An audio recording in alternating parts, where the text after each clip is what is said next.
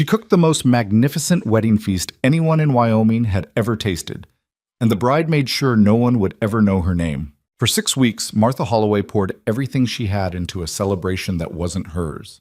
She stirred, she baked, she bled her knuckles raw over cast iron pots, while a woman with pearl earrings and a cruel smile erased her from every room she entered. But here's what Vivian Ashford never understood about women like Martha. You can hide someone behind a kitchen door, you can steal her work, you can mock her in front of 200 people, but you cannot make invisible what was never meant to stay hidden. If you're watching this from your city, drop it in the comments below. I want to see how far this story travels. Hit like, stay until the end, because this one's going to stay with you. The letter from the bank arrived on a Tuesday, which Martha always thought was the cruelest day of the week for bad news. Mondays you expected trouble. Wednesdays you were too tired to feel it fully. But Tuesday had a particular kind of meanness to it, arriving just when you'd started to think the week might hold together after all. She read it standing at the kitchen window, still wearing her flour-dusted apron, her coffee going cold on the counter beside her. The numbers weren't complicated. She owed $412 in back payments on the farm loan. The bank would begin foreclosure proceedings in 60 days if the balance was not cleared. The letter was signed by a Mr. Gerald Pruitt, First Wyoming Territorial Bank, and it was polite in the way that instruments of destruction often are. Martha set the letter down on the table. Outside, through the warped glass of the window, her 40 acres stretched out toward the tree line in the pale November light. She'd lived on this land for 11 years. She'd buried her husband, Daniel, under the big cottonwood near the creek 4 years ago. A November burial, as it happened, the ground barely soft enough to dig. She'd planted the kitchen garden herself, stone by stone, clearing the west field, learning which soil held water and which drained too fast. The farmhouse needed a new roof on the east side, and the barn door had been sticking since August, but it was hers, or it was supposed to be. $412. She was 43 years old, broad-shouldered, with hands that were more capable than pretty. She'd always been large, what her mother called sturdy, and what the world had always called something less generous. She'd made her peace with her body the same way she'd made her peace with most things. Slowly, imperfectly, and with a fair amount of private grief along the way. She made ends meet cooking for the county fair, for church socials, occasionally for wealthy families passing through who needed a capable woman for a dinner party. She had a reputation, she knew that. People talked about Martha Holloway's cooking the way they talked about a good summer, with a kind of reverence mixed with relief, as if they hadn't expected the world to offer something so genuinely fine. But a reputation didn't clear a banknote. She was still standing at the window, letter in hand, when her neighbor Bess Cartwright came up the porch steps without knocking, the way she'd been doing for 7 years. "You look like someone died," Bess said, hanging her coat on the hook by the door. "No one died." Martha folded the letter carefully, as if the neatness of the fold might contain the damage. "Bank's calling the loan." Bess was small and quick, with sharp eyes that missed almost nothing. She sat down at the kitchen table without being invited and pushed Martha's cold coffee aside. "How much?" $412. "By when?" 60 days. Bess was quiet for a moment.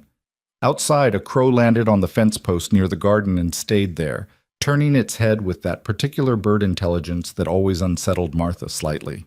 "I heard something yesterday," Bess said finally, "from Dottie Pierce over in Clearwater. She said Caleb Thornton's getting married." Martha glanced at her. "Caleb Thornton from the Double T?" "The very one. Young woman from back east, apparently. Philadelphia, the Ashford family." Bess paused, the way she always did before delivering the part that mattered. "Dottie said he's looking for someone to cook the wedding feast. 6 weeks of preparation, a full celebration meal for upward of 200 guests. She said he's willing to pay real money for someone who knows what they're doing." Martha looked at the folded letter on the table. "How much money?" she asked. Dottie didn't know for certain, but she said he turned down Clara Webb, and Clara Webb charges more than anyone in the county. Martha knew Clara Webb's cooking, technically correct, utterly without soul. The kind of food that filled a plate and left you vaguely disappointed. "I don't know Caleb Thornton," Martha said. "You know his land. The Double T's the biggest spread in the territory. He's a serious man. Quiet, from what people say. Not flashy. His father built the ranch. He kept it running. He's never been the type to throw money around for show. Bess leaned forward. Martha, if it's real money, it might be the money. Martha looked out the window again. The crow was gone. I'd have to write to him, she said. I brought paper, Bess said, and pulled a folded sheet from her coat pocket with the satisfied expression of a woman who had planned this conversation from the beginning. The reply came 5 days later, faster than she'd expected. The handwriting was plain and even, without ornamentation, the writing of a man who had no patience for flourish. Mrs. Holloway, your reputation has been mentioned to me by 3 separate people in this county, which I take as sufficient recommendation. The position involves full preparation of the wedding feast for approximately 200 guests to take place on December 14th. Accommodations will be provided at the ranch for the duration. Compensation is $500, payable in full upon completion. If this arrangement is acceptable, please arrive at the Double T no later than November 3rd. Caleb Thornton, $500. Martha read the number twice. It was almost $100 more than she owed the bank. It was more money than she'd earned in the previous 8 months combined. It was, in the most practical terms, the difference between staying and losing. She wrote back the same afternoon. Mr. Thornton, the arrangement is acceptable. I will arrive November 3rd. Martha Holloway. She arrived at the Double T on a gray morning with a trunk of her own knives. 3 cookbooks she'd annotated so heavily they were more her words than the original author's, and a carpet bag of personal things. The ranch was larger than she'd imagined. A main house of pale timber and river stone, a long bunkhouse to the east, barns and outbuildings spreading back toward the foothills like something that had grown rather than been built. A ranch hand named Hector met her wagon at the gate and helped carry her trunk to the kitchen entrance. Not the front door, she noticed, but the side entrance near the woodpile. She told herself it didn't matter. She was the cook. The kitchen door made practical sense. The kitchen itself was a revelation. Wide and well-equipped, with a cast-iron range large enough to cook for an army, 2 long preparation tables, and a pantry that ran half the length of the back wall. Copper pots hung from ceiling hooks. There was a separate cold room off the back. The space had been designed by someone who understood cooking, or at least understood what cooking required. Martha set down her bag and stood in the middle of the room and felt for the first time in weeks something adjacent to hope. You must be the cook. The voice came from the doorway behind her. Martha turned. The woman standing there was, by any conventional measure, beautiful. Tall, fair-skinned, with dark hair arranged with the kind of precision that required both a maid and considerable personal vanity. She wore a traveling dress of deep blue wool that had clearly been made in a city, and she held herself with the unconscious authority of someone who had never in her life been asked to wait. Vivian Ashford, the woman said. She didn't offer her hand. I'm the bride. Martha Holloway, Martha said. I'm the cook. Something moved across Vivian Ashford's face. A quick assessment, the kind that categorized and filed in a single glance. Martha knew that look. She'd been receiving versions of it her entire life. It started at her face, moved down to register the width of her shoulders and hips, and returned with a conclusion already formed. Yes, Vivian said, as if confirming a suspicion. Well, Caleb mentioned you come highly recommended. I try to do good work. I'm sure you do. Vivian moved into the kitchen with the particular ease of a woman inspecting something she already owns. She ran one finger along the edge of the preparation table, examined it for dust, found none. I want to be clear about expectations from the beginning, Mrs. Holloway. This wedding is very important to my family. The guest list includes several prominent families from Wyoming and 2 from Colorado. The evening must be perfect.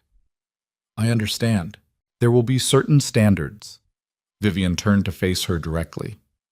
When guests are present in the main house or on the grounds, I'd prefer that kitchen staff remain in the kitchen. It's simply a matter of maintaining the proper atmosphere for the occasion. Martha held very still. Of course.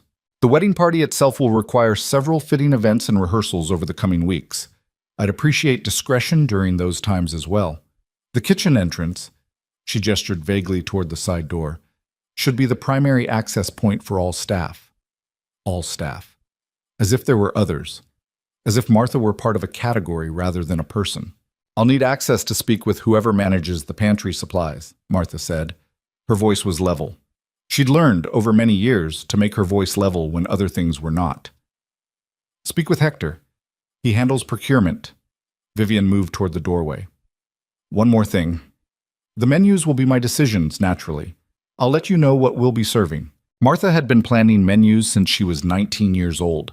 She had opinions about food the way some people have opinions about justice, deeply, from somewhere foundational. It would help, she said carefully, if I could offer some suggestions. I know what's available in the territory and what travels well for a large event. Vivian smiled. It was a thin, practiced smile, the kind deployed when patience is actually its opposite. I appreciate that, Mrs. Holloway, but I have a very clear vision for the evening. She paused. I'll bring my notes tomorrow. She left without closing the door behind her. Martha stood in the kitchen alone, listening to the sound of the wind coming under the eaves, the creak of the ranch house settling. She thought about the bank letter, 60 days, $412. The cottonwood near the creek where Daniel was buried, how it looked in November with no leaves, all gray bone against the sky. $500. She went to the pantry to take stock of what was there. She met Caleb Thornton the following morning at 4:30. She hadn't expected to meet anyone. She'd come downstairs in the dark hours because she couldn't sleep. The unfamiliar sounds of a strange house, the different quality of silence on a large ranch. And she wanted to get a proper sense of the range on the big stove before she began cooking in earnest. She was standing at the counter with a candle, reviewing her notes, when the kitchen door opened and a man came in from outside, stamping mud from his boots. He was tall, perhaps 6 feet, with the kind of build that comes from actual labor rather than intention. Broad through the shoulders, lean otherwise, with calloused hands and a face that had spent a great deal of time in wind and weather. He was perhaps 45, with dark hair going gray at the temples. He looked at her with dark eyes that showed surprise but not alarm. "You're the cook," he said. "And you're the rancher," she said. He almost smiled. It was barely visible, just a slight change at one corner of his mouth, but it was there. Caleb Thornton. He moved to the stove with the familiarity of a man who had spent considerable time in this room and poured himself coffee from the pot she'd set on earlier. "I come down before the hands get up. Didn't know you'd be awake." "I'm usually up early. I like to have the lay of things before a day starts." He nodded, looking at her notes on the counter, not reading them, just acknowledging their existence, the fact of preparation. "Bess Cartwright's the one who told you about the position?" Bess passed along the word.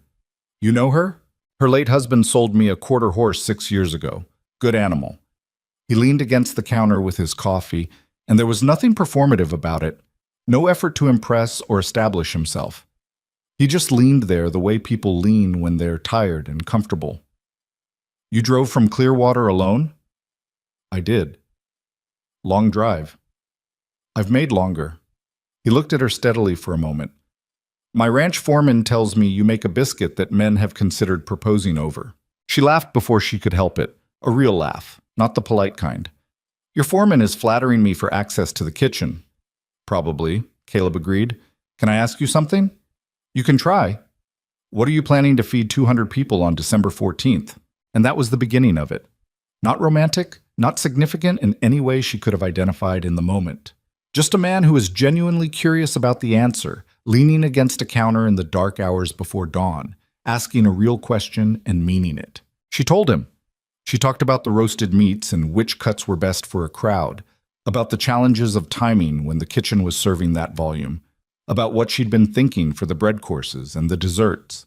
She talked about the pickled vegetables she wanted to start that week, the flavors that needed time to develop.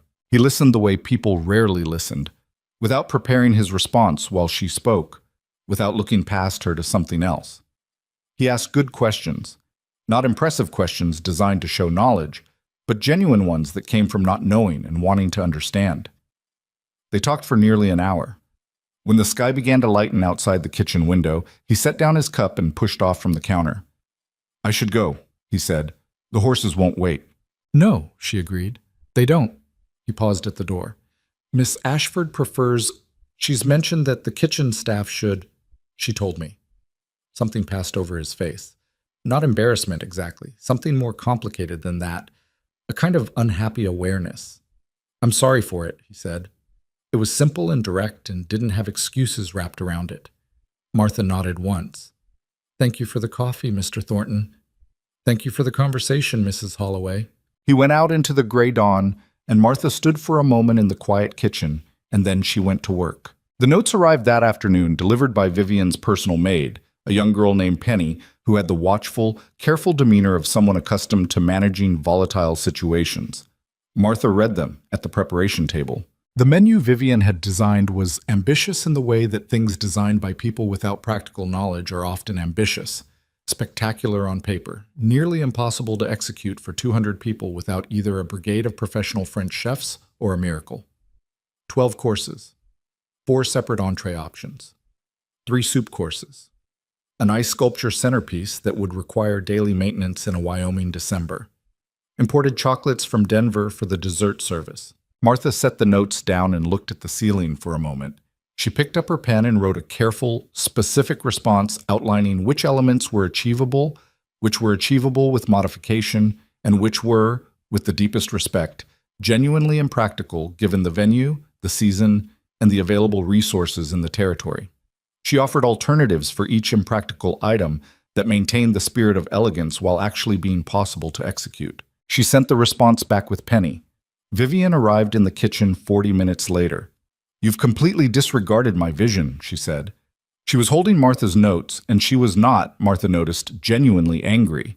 She was performing anger, which was its own particular thing and sometimes more dangerous than the real kind. "I've tried to honor your vision while making sure the execution serves you well," Martha said. "A 12-course meal for 200 guests requires—" "I didn't ask for your professional opinion on the limitations of this kitchen." "No," Martha said. "But you hired someone with experience in feeding large numbers, and part of that experience is knowing what's possible." Vivian looked at her for a long moment. "You're quite direct for someone in your position." Martha kept her hands flat on the preparation table. "Would you prefer I wasn't honest with you about what I can deliver?" The silence stretched between them. "The chocolate from Denver," Vivian said finally. "You said it was impractical. The roads in December are unpredictable. If there's a late snow and the supply wagon is delayed, you'll have guests and no dessert. I can make a chocolate confection that will be better than anything you'd import, using what I can source reliably within a 2-day ride." "Better," Vivian repeated with a slight emphasis that made the word sound foolish. "I believe so," Martha said quietly. "Yes." Another silence. "We'll keep 8 courses," Vivian said, "not 12. She set down the notes as if releasing something she'd rather have kept. "The rest, we'll discuss." She left. Martha let out a slow breath and reached for her pen. 8 courses was something she could work with. The weeks developed their own rhythm. Martha was in the kitchen before dawn every morning, working through the preparations that required time. The stocks that simmered for 18 hours, the pickled things that needed weeks to become themselves, the candied fruits that required daily attention. She'd hired 2 local women to help with basic preparation. Frances, who was steady and efficient, and young Clara, who was eager in ways that occasionally created more work than they resolved, but who was learning fast. The mornings before the household woke were hers, and she valued them the way she valued solitude in general, not because she disliked people, but because solitude was where she did her best thinking. Most mornings, Caleb Thornton came in around 4:30, poured his coffee, and stayed for a while. She hadn't expected it to become a habit, but it did. They talked about practical things, mostly. The quality of the beef he was planning to butcher for the feast. Whether the root cellar temperature was adequate for the preserves. He'd mentioned once, almost in passing, that his mother had kept a large kitchen garden and that he'd spent his boyhood in the kitchen more than most ranch boys, helping shell beans and learning to distinguish wild herbs by smell. It explained, she thought, both his comfort in the kitchen and the intelligence of his questions about food. He asked her once about the farm in Clearwater. 40 acres, she said without preamble. Northwest corner has good soil. The rest is more work than it looks. You work it alone? I manage it. I hire when I need to for the heavy seasons. Your husband, Bess mentioned he passed. 4 years ago, November. She didn't stop the prep work while she talked. Her hands continued on the vegetables in front of her. Fever. He was sick for 8 days and then he was gone. She paused. He was a good man, not a perfect one, but genuinely good. Caleb was quiet for a moment. My father died 3 years ago. He built this ranch from a homestead claim, 160 acres to nearly 4,000. He looked at his coffee. I've been trying to be a good steward of it. It shows, Martha said, and meant it. She could tell a great deal about a person from their kitchen, and Caleb's kitchen, well-maintained, intelligently stocked, the tools cared for without being precious, told her about someone who valued competence and durability over display. The ranch isn't the only reason for the marriage, he said one morning, out of what seemed like nowhere. Martha didn't respond immediately. She continued rolling out the pastry in front of her. You don't have to tell me that, she said. I know. He turned his coffee cup in his hands. The Ashfords have land that adjoins mine to the southeast. The marriage consolidates certain arrangements. Business, Martha said. Business, he agreed. She looked up at him then, briefly. His expression was the expression of someone who has said something true that they wished were different. Is that enough? She asked. She wasn't sure why she asked it. It was not, strictly speaking, her business. I don't know, he said honestly. I keep thinking it should be. She went back to the pastry. Outside, the sky was beginning to lighten at the edges, the dark blue of a Wyoming dawn breaking into something paler. My mother used to say, Martha said, that you could put excellent ingredients together wrong and still end up with something that didn't nourish anyone. Caleb was quiet for a moment. Your mother was a cook? One of the best I ever knew, Martha said. He set his cup down. I should go. The horses won't wait, she said, which had become, without either of them deciding it, a kind of standing acknowledgement, a way of marking the end of the morning hour before the rest of the day arrived. He went out, and Martha stood for a moment with flour on her hands, and then got back to work. As the wedding date approached and the guest list began to materialize into actual people, advance riders, a family from Laramie who arrived 2 weeks early, Vivian's mother and 2 sisters who descended with opinions about everything, Vivian's instructions regarding Martha grew more specific. If guests are walking near the kitchen building, please ensure the doors are kept shut, Penny relayed one morning, reading from a handwritten list. Miss Ashford prefers that the meal preparation remain behind the scenes, for the atmosphere. Martha said nothing. Also, Miss Ashford's mother has requested that the kitchen staff not be present during the decorating of the main hall. That's fine, Martha said. I have no need to be in the main hall. And Penny hesitated. Miss Ashford would like the kitchen staff to wear plain dark dresses during the service itself. Nothing that might draw attention. Martha looked at the girl. Penny looked back with the careful expression of a messenger who knows the message is unkind and has no power over it. Tell Miss Ashford the kitchen staff will wear what is appropriate and clean, Martha said. Penny left quickly. Frances, who had been pretending to be absorbed in the stock pot, turned around. She knows you're not a tablecloth, right? You can't just make someone invisible because you want to. She can try, Martha said. She went back to her work. But that evening, after the kitchen was cleaned and the fires banked and Frances and Clara had gone home for the night, Martha sat at the preparation table with a cup of tea and did not pick up her notes or her cookbooks. She thought about what it cost to be invisible. Not the effort of it. She understood that part. The constant management of yourself.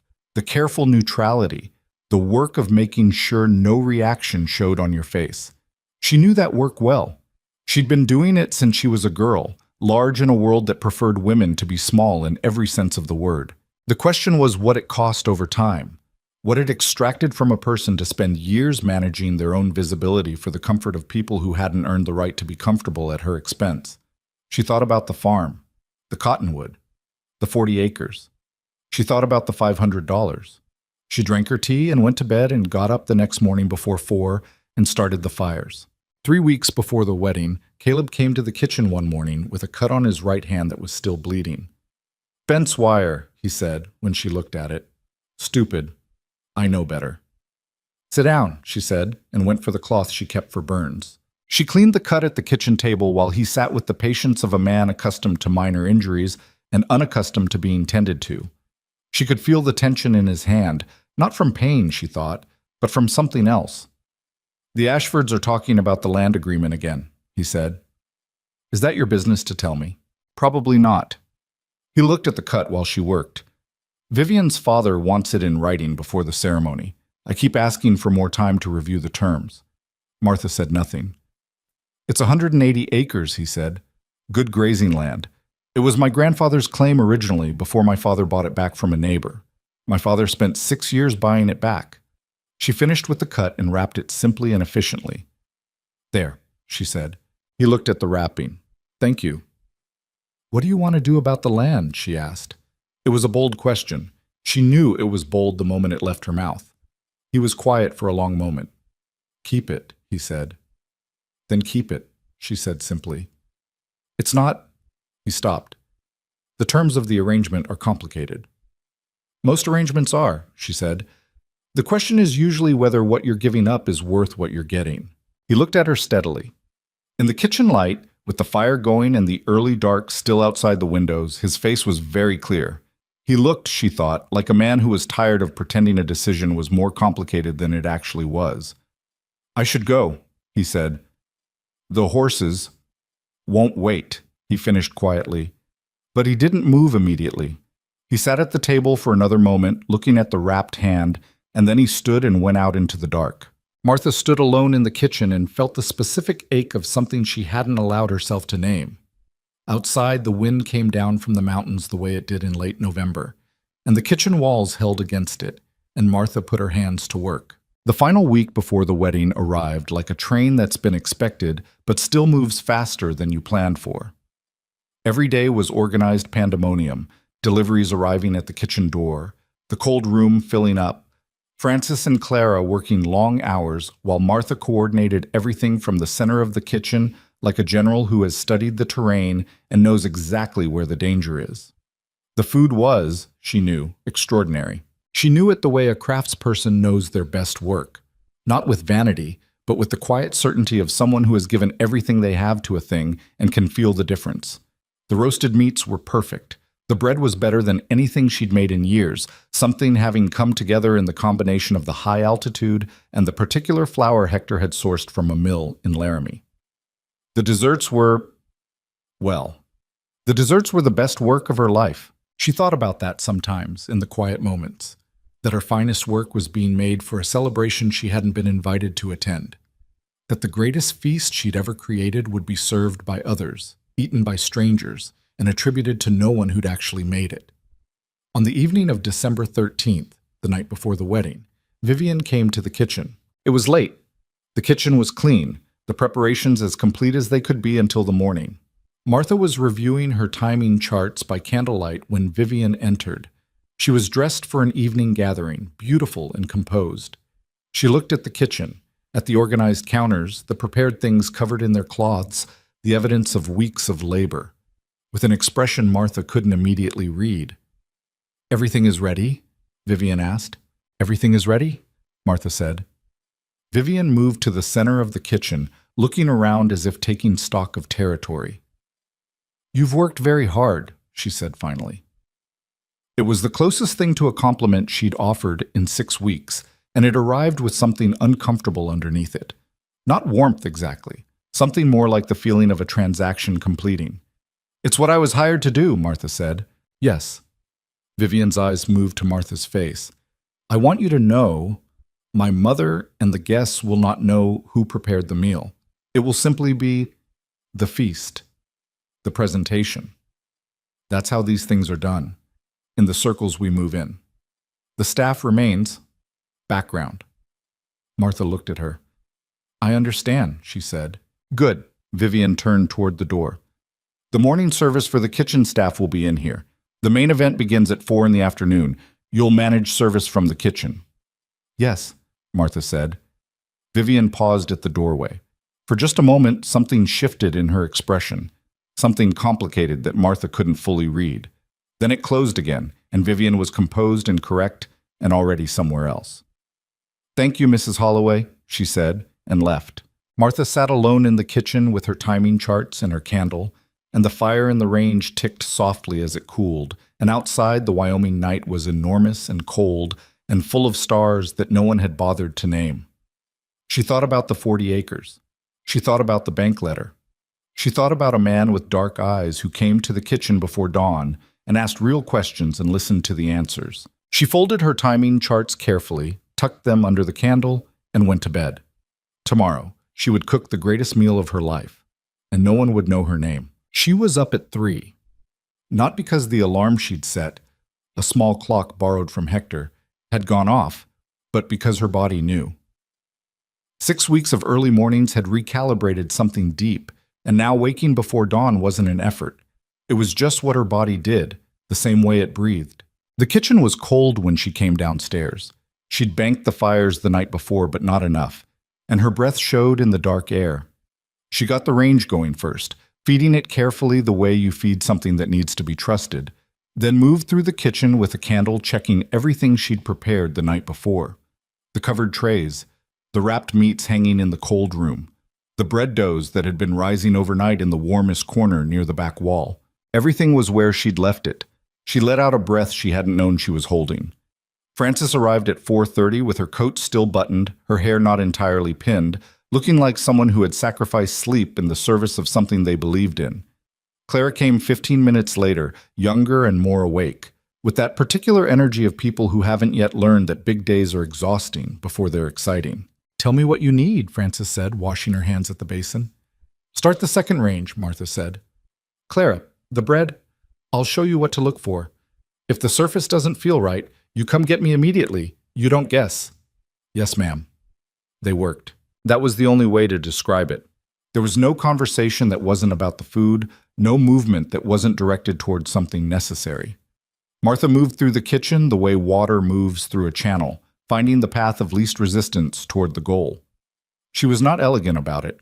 She bumped into the edge of the preparation table at one point hard enough to bruise her hip, and she swore under her breath and kept moving. She misjudged the heat on the back burner and had to pull the first batch of pastry shells before they burned, losing maybe a quarter of them. She stood looking at the damaged ones for exactly 3 seconds, calculated whether she had enough to compensate, determined that she did, and moved on.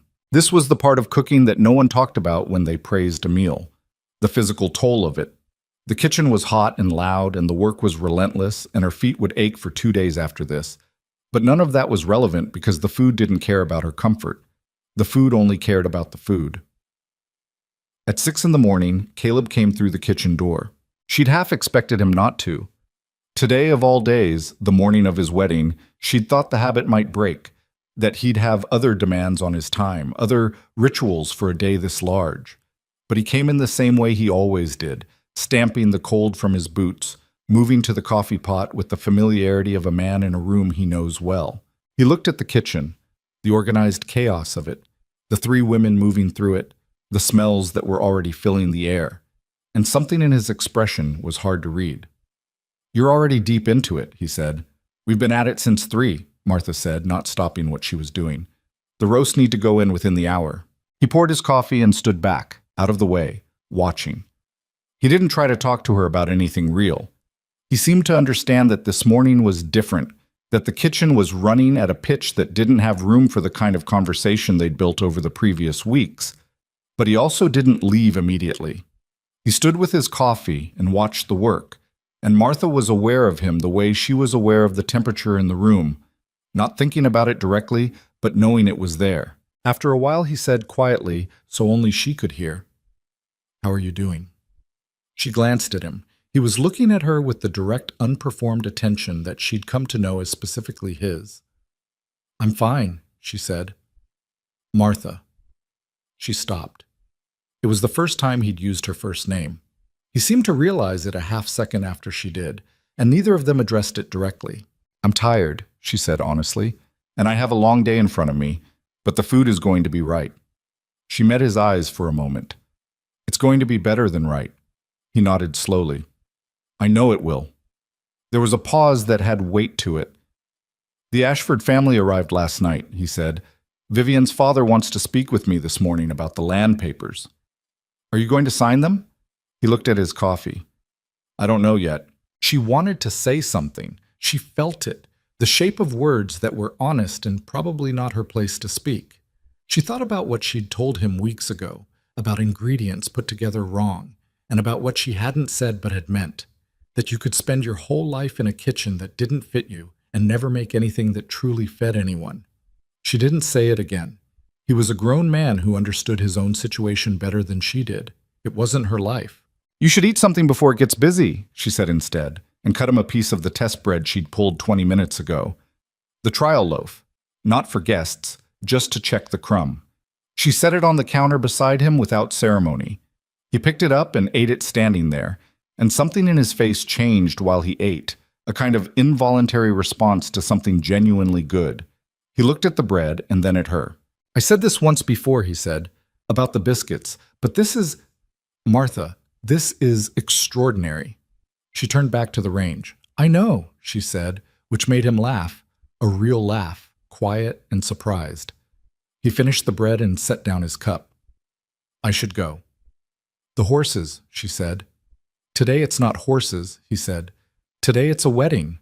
He said it flatly, without inflection, the way you state a fact you haven't entirely made your peace with. And then he went out, and the kitchen door closed behind him, and Martha stood for one moment with her hands still and her eyes on the closed door. Then Frances called out that the stock was ready for the next stage, and Martha went back to work. The morning moved fast after that. The way time always moved differently in a kitchen under pressures.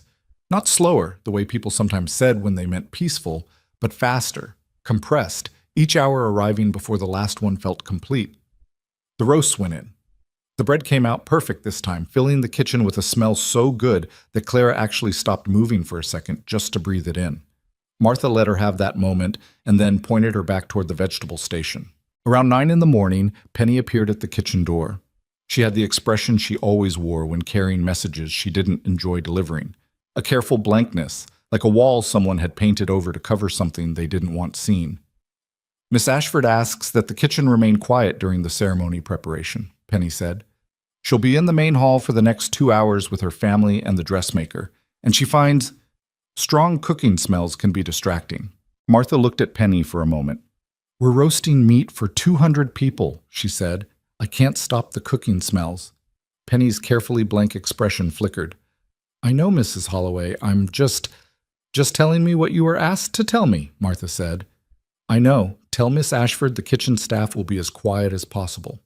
Penny left, and Frances turned from the stove with an expression that said a great many things she wasn't going to say out loud. "Don't," Martha said. "I'm not saying anything," Frances said. "I know what you're not saying." Frances turned back to the stove. The truth was that the request, the insult, which was what it actually was, dressed in the language of preference, landed in Martha the same place all the others had landed over the past 6 weeks. The same place the kitchen door landing had, and the dark plain dresses instruction, and the all-staff phrasing, and the dozens of smaller moments that each individually could be explained away, but together formed a pattern as clear as print. She had been handling it by moving it somewhere below the work, below the daily requirement of keeping her hands busy and her mind on the food. She was good at that. She'd had practice.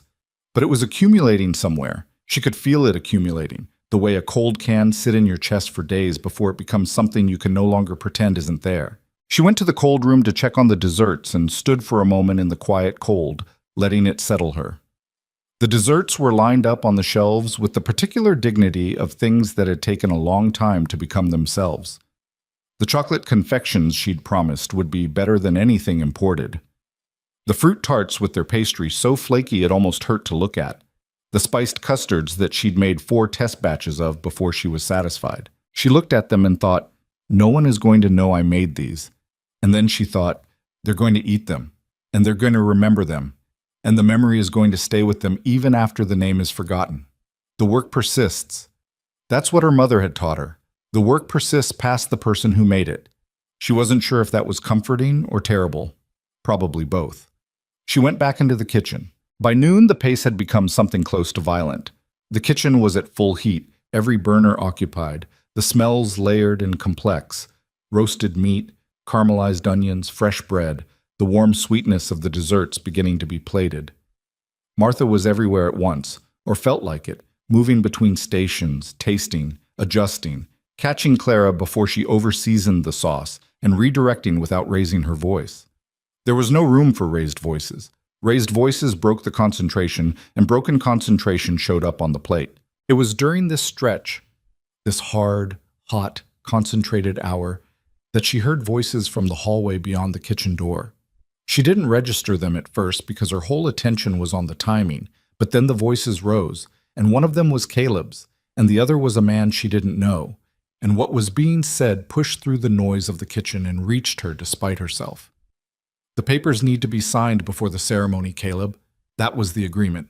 The agreement was that we'd discuss terms before I signed anything. We have discussed them. This is beyond discussion. Your father's verbal commitment to my father was— My father is dead, Edmund. A verbal commitment he made 20 years ago to a man I've never met is not a document I'm signing this morning. A silence. Vivian is your wife in 6 hours. I'm aware of that. Then act like a man who understands what that means for this family. Another silence. Longer. Martha was not moving. Frances was not moving. Clara had gone entirely still at the vegetable station, holding a knife above a carrot, not cutting. I'll speak with you after the ceremony, Caleb said. His voice was controlled, but there was something under it like the sound a river makes when the water level is too high. Right now I have a wedding to prepare for, and I'm not signing land papers in my kitchen hallway. Footsteps, a door, then quiet, except for the sound of the fires. Martha looked at Frances. Frances looked at Martha. Neither said anything. Clara slowly resumed cutting the carrot. Martha went back to the roasts. She turned them the way they needed to be turned, and she checked the temperature, and she focused on the food, because the food was what she could control.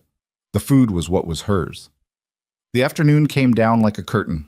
By 2 o'clock, the kitchen had reached a kind of focused intensity that Martha recognized as the good kind of pressure. The kind that clarified rather than confused, where every movement had its reason and the reasons all connected to the thing being built. She could see it taking shape. The whole of it. The way a meal for 200 people is actually many small meals happening simultaneously, each component timing dependent on the others, and she was holding all of it in her head like a map of something very large that she'd spent weeks learning to read. At 2:30, Penny came in again. This time her expression was different. Not the careful blankness of delivered messages, but something closer to genuine discomfort. She stood in the kitchen doorway and looked at Martha with eyes that were doing more than relaying information. Miss Ashford would like the serving dishes to be arranged by her mother before service, Penny said. She's asked that the kitchen staff remain in the kitchen once the dishes are prepared. The serving will be managed by the house staff. Martha set down the ladle she was holding. This was new. The serving. She hadn't arranged for the serving. She'd assumed, because it was reasonable to assume, that she would oversee the plating and service from the kitchen, directing the timing, ensuring each course went out correctly. That was the work. That was the last and most critical part of the work, when 6 weeks of preparation either succeeded or fell apart. Penny, she said carefully, who's going to manage the timing of service if I'm confined to the kitchen? Penny's mouth pressed together. Miss Ashford's mother will direct the house staff. Miss Ashford's mother has never run a service for 200 people. I know, Penny said. And then quietly, from somewhere that wasn't the message, I know, Mrs. Holloway. I'm sorry. Martha looked at her for a moment. Penny looked back, and what was in her face was genuine. The apology was genuine. The discomfort was genuine. She was a young girl doing a job that sometimes required her to be the instrument of unkindness she hadn't chosen. Tell Miss Ashford I'll arrange everything for service before the first course goes out, Martha said. I'll prepare detailed instructions for the house staff. She kept her voice even. But if anything goes wrong with the timing, I'm going to need someone to come get me. The food can't wait for people who don't know how to read when a sauce is breaking. Penny nodded quickly and left. Frances turned from the stove. Martha. I know, Martha said.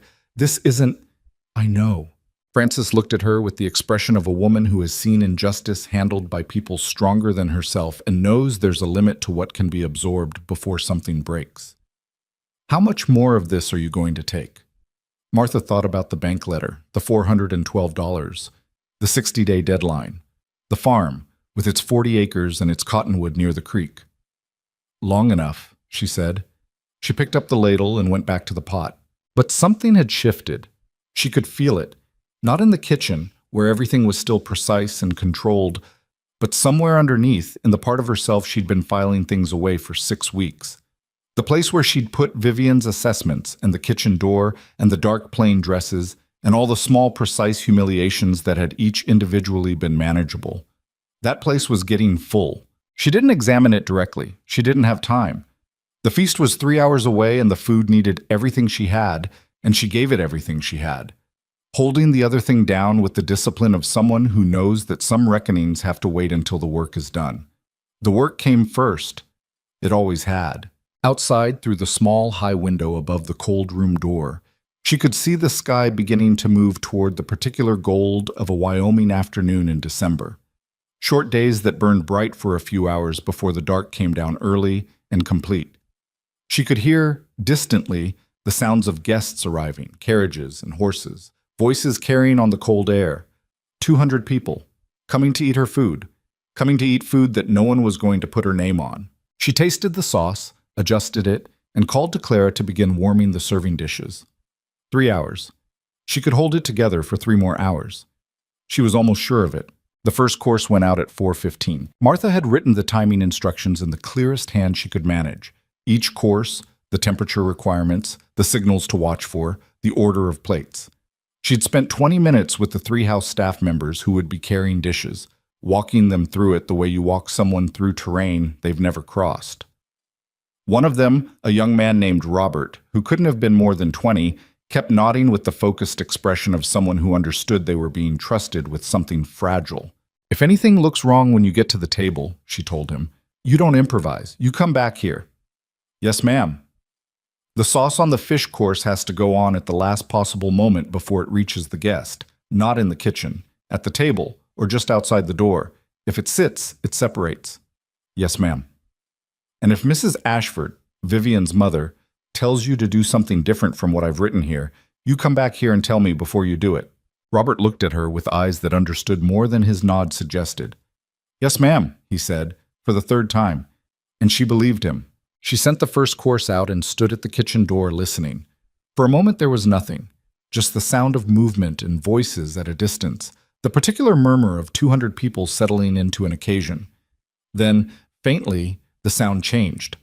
The murmur lifted slightly, the way sound does when something unexpected and pleasant interrupts the expected rhythm of a gathering. Frances appeared at her elbow. "They like it." "They haven't tasted anything yet," Martha said. "They like the look of it," Frances said. "That counts." Martha went back to the kitchen. The second course went out at 4:40, the third at 5:10. Each time Robert came back with the empty plates, and each time his face told her what she needed to know before he said anything.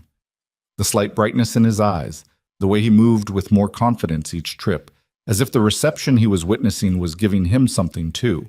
"The man at the head table," Robert said, coming back with the soup course dishes. "The big one from Laramie. He asked where the cook trained." "What did you tell him?"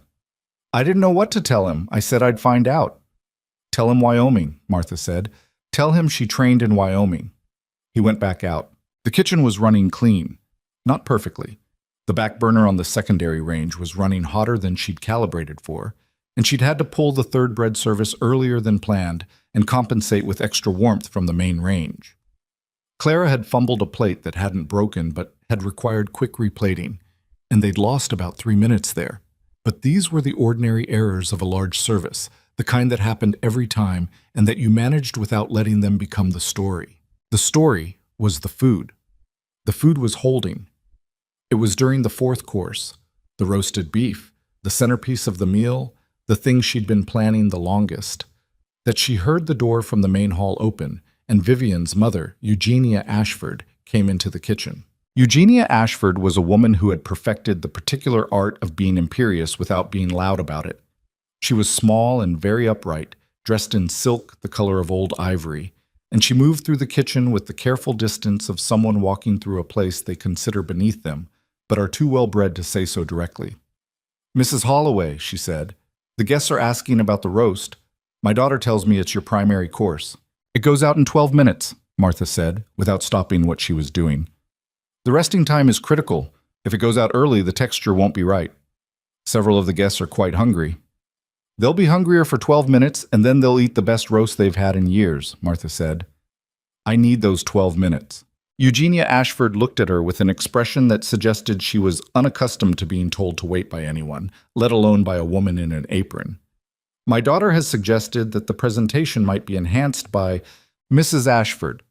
Martha set down the basting brush and turned to face her directly. She kept her voice level and her hands still, but she did not make herself smaller. She was done making herself smaller, at least in her kitchen, at least over the food. I have been preparing this meal for 6 weeks. I know what it needs. I need 12 more minutes, and I need this kitchen clear of anyone who isn't helping with service. I say that with respect. The last 3 words were a lie, or at least not entirely true, but they were the words that made the rest of them acceptable. Eugenia Ashford looked at her for a long moment. Then she turned and walked back through the door to the main hall without another word. Frances, from the stove, said nothing, but her shoulders moved in a way that was almost a laugh. 12 minutes later, the roast went out. She knew it was right the moment Robert came back. He was trying not to grin and failing. "Ma'am," he said, "the man from Laramie stood up." Stood up? From his chair to look at the platter.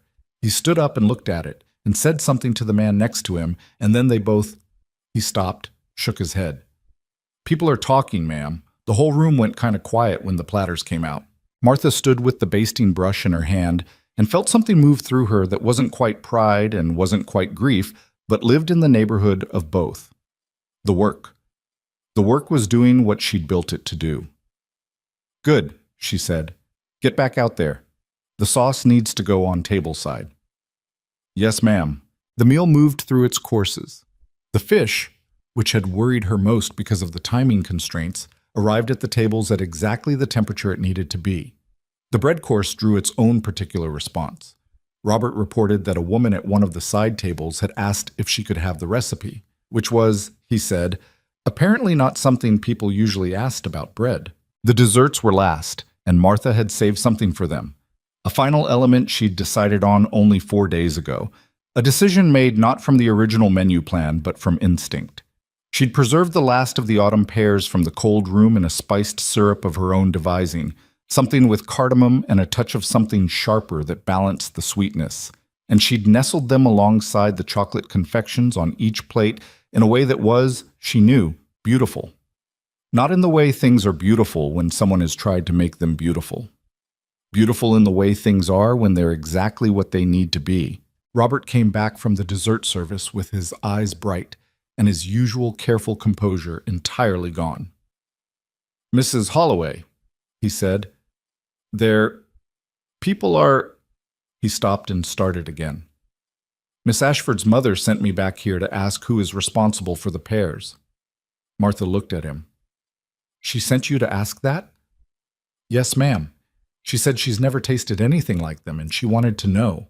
Something complicated moved through Martha. She stood with that information for a moment, feeling it. "Tell her the cook," she said finally. "Tell her the cook is responsible." Robert opened his mouth, closed it, then, "Should I give her your name, ma'am?" "No," Martha said. "Just tell her the cook." He went back out. Frances came to stand beside her at the preparation table.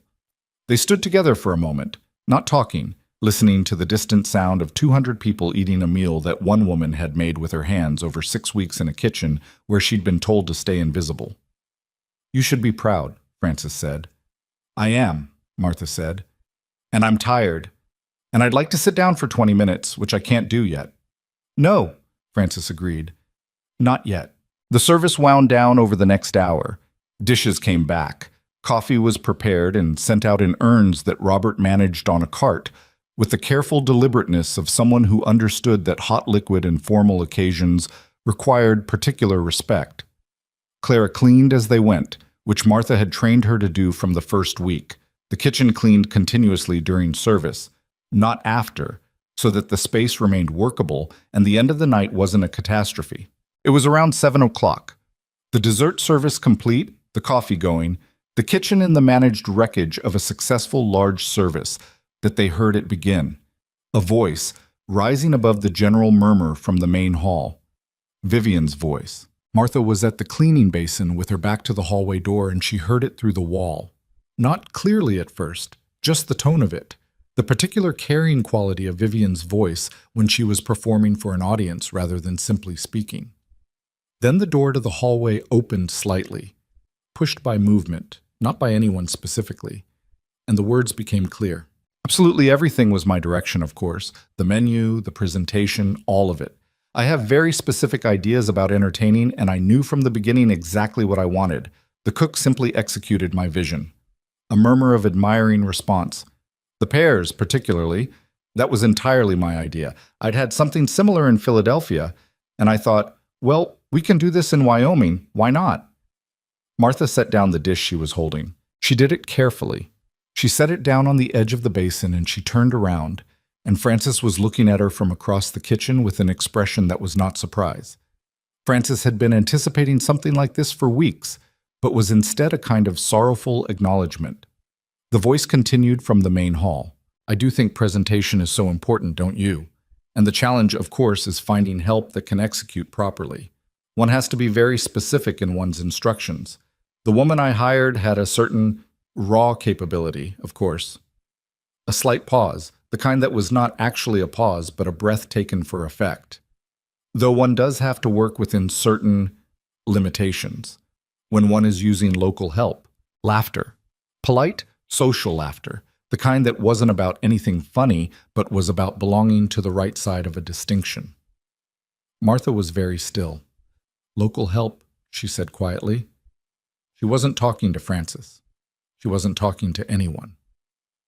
Martha, Frances said. She's telling them I'm limited, Martha said, still quietly. 200 people just ate the best meal most of them have ever had, and she's telling them the person who made it is limited. She's taking credit for 6 weeks of my work, in front of everyone in that room. Martha's voice was still level, but something under it had changed, the way the surface of a river looks the same right before it reaches a falls. She couldn't boil an egg without burning the pot. She tried to put 12 courses on the menu for a December ranch wedding because she doesn't know the difference between ambition and logistics.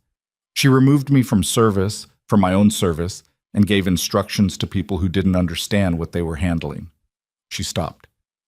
And now she's telling 200 people that the pears were her idea. Frances said nothing. From the main hall, Vivian's voice again, lighter now, moving on to something else. The moment of self-congratulation complete and folded away into the larger fabric of the evening.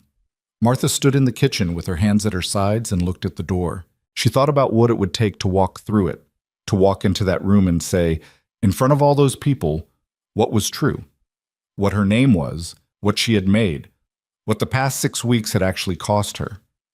She thought about the $500. She thought about it precisely and clearly. She had not been paid yet. Payment was upon completion, which meant she had not technically completed the arrangement. She needed that money. She needed every dollar of it. She turned back to the basin. She picked up the dish she'd set down and finished washing it. Frances watched her do it without speaking, and Clara, who had gone very still by the vegetable station, quietly went back to what she'd been doing. But something had changed in the kitchen's atmosphere. Something had broken, some quality of managed equilibrium that had been holding by discipline and necessity for 6 weeks. Martha could feel it in herself the way you can feel the cold come in before a window is fully open. It was coming. She didn't know exactly what form it would take. She only knew it was coming. She was drying the last of the large platters when the main hall door opened and Vivian came through it. She was flushed with the success of the evening. It showed in her color, the particular brightness of someone who has been admired for several hours and has absorbed it like warmth. She was still in her wedding dress, ivory silk with Brussels lace at the collar, and she was, objectively, very beautiful. Martha registered this the way she registered most things about Vivian by this point, accurately and without particular feeling. The evening has been a tremendous success, Vivian said. She looked around the kitchen with the proprietary air she'd worn since the first day. The guests are very pleased. I've received several compliments on the menu. Good, Martha said. Vivian's eyes moved to her, assessing, and something in the assessment sharpened slightly. Perhaps she'd heard something in Martha's voice. Perhaps she was more perceptive than she seemed. You've done competent work, Vivian said. I'll have Caleb arrange your payment in the morning. In the morning, not tonight. Martha looked at her. The arrangement was payment upon completion. And you'll be paid. In the morning. Vivian's tone had a slight edge, impatience wearing the costume of graciousness. It's my wedding evening, Mrs. Holloway. Surely financial arrangements can wait until— They can wait until morning, Martha said. That's fine. A pause. There's one other matter, Vivian said. She moved to the center of the kitchen in the way she always moved, as if the space were hers to occupy.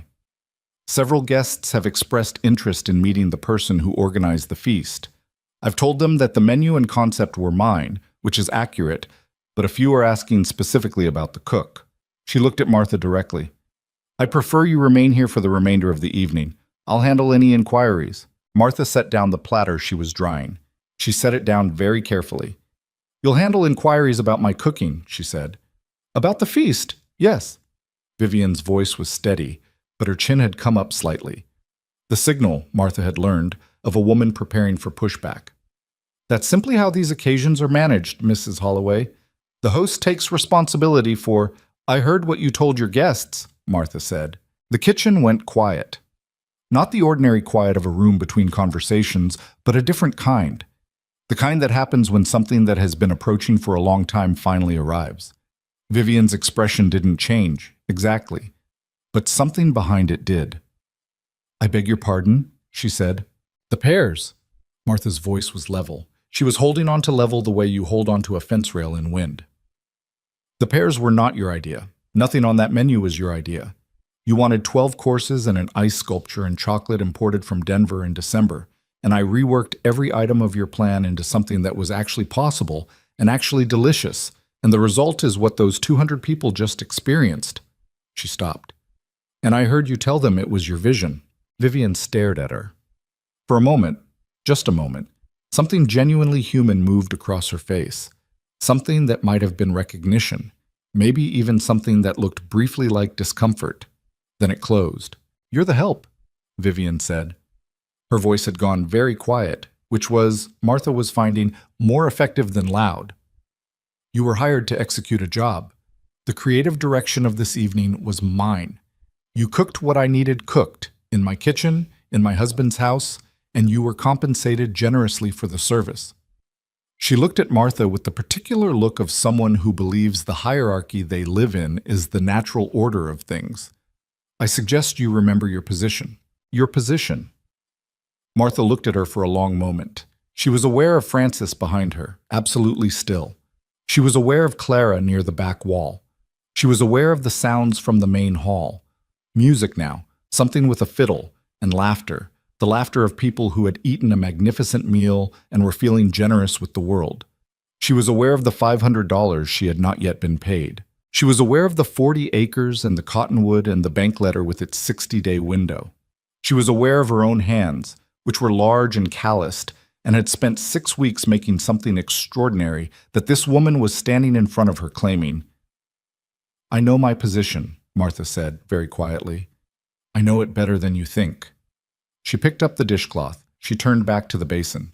She heard Vivian leave the kitchen, the door swinging shut behind her. Clara said softly, Mrs. Holloway. I know, Martha said.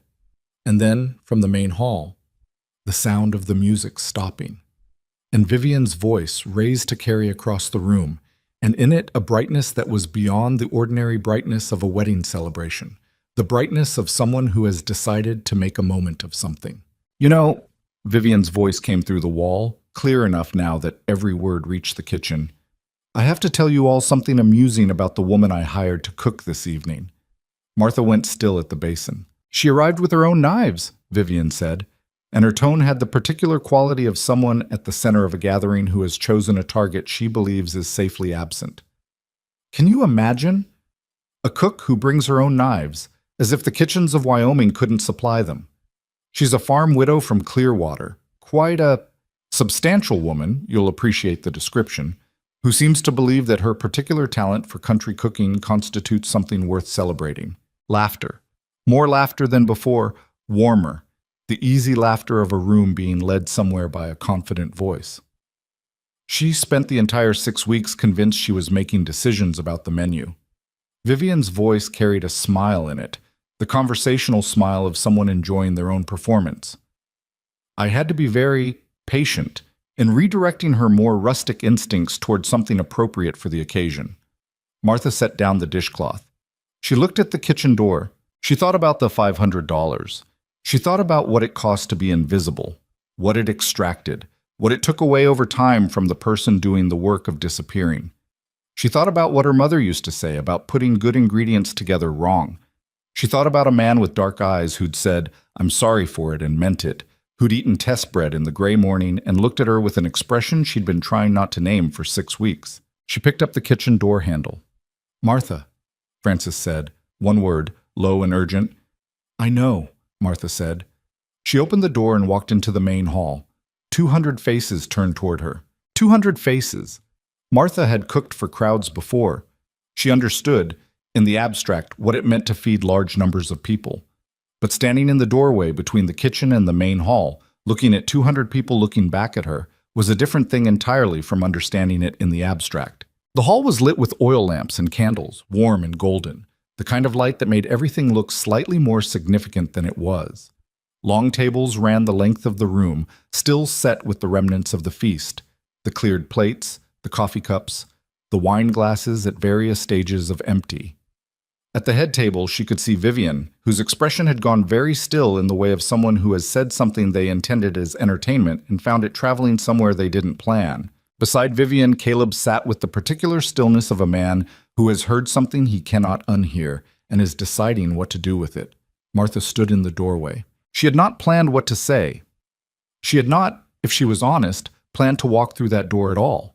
It had been an action born of something past the reach of planning, some part of herself that had finally exceeded its own capacity for management.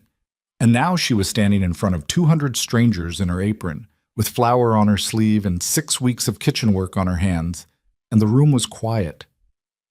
In that particular way, rooms go quiet when they sense something real is about to happen. She looked at Vivian. Vivian looked back at her, and something moved across her face, a flash of something that might have been genuine alarm, before it settled into the careful composure she wore like armor. "Mrs. Holloway," Vivian said, with a brightness that cost her something. "We were just speaking about the evening." "I know," Martha said. "I heard." The quiet in the room deepened. Martha was aware of her own heartbeat. She was aware that she was large, that her apron was stained, that her hair had come partly loose from its pins in the heat of the kitchen, that she was standing in a room full of people dressed in their finest, presenting herself as exactly what she was. She was aware of all of it, and she did not adjust herself. She didn't square her shoulders in a deliberate way or lift her chin for effect. She just stood there, the way she stood in her own kitchen, taking up the space she actually took up. "My name is Martha Holloway," she said. Her voice carried. She hadn't intended it to carry. She wasn't shouting, but the room was very quiet and her voice had the quality of someone who had spent years projecting across kitchen noise. "I'm a cook from Clearwater. I've been at the Double T for 6 weeks preparing this evening's feast." She could hear distantly the sound of someone shifting in a chair, the tick of a cooling lamp. "The pears were my idea," she said. "The bread recipe is mine. The timing of the roast service, the spice ratios on the beef, the decision to do 8 courses instead of 12 because 12 wasn't executable, and 8 was, those were my decisions." She stopped. "I want you to know that because it's true. I'm not angry." She said the last part because she needed to say something, and it was the most neutral, true thing she could find. "I just think that when someone does a thing, they should be able to say they did it." The silence held for another moment. Then Vivian said very quietly, with a precision that was its own kind of violence, "How dare you?" The words fell into the room clearly. "You come in here, into my wedding, in that state." Vivian's composure had cracked, not entirely, but enough to show what was under it, and what was under it was something colder than anger. "Do you have any idea, any comprehension of your position here? You were paid to cook. You were a servant. That is all you were and all you are, and the idea that you would walk into this room and—" She stopped, and when she started again, her voice had recovered some of its surface control, but lost something else. "Look at you. Look at what you are.